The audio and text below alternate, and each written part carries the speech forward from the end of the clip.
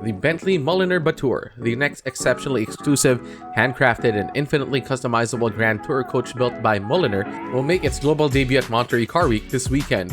The Batur is so much more than the successor to the extraordinary Bacalar, a run of 12 Barchetta-designed Bentleys.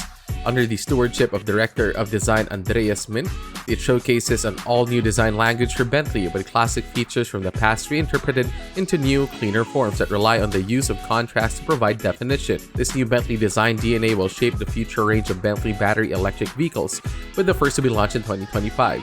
Like the Bacalar, the Batur is named after a beautiful natural body of water. Lake Batur is an 88-meter deep, 16 km square crater lake in Kintamani on the island of Bali, Indonesia.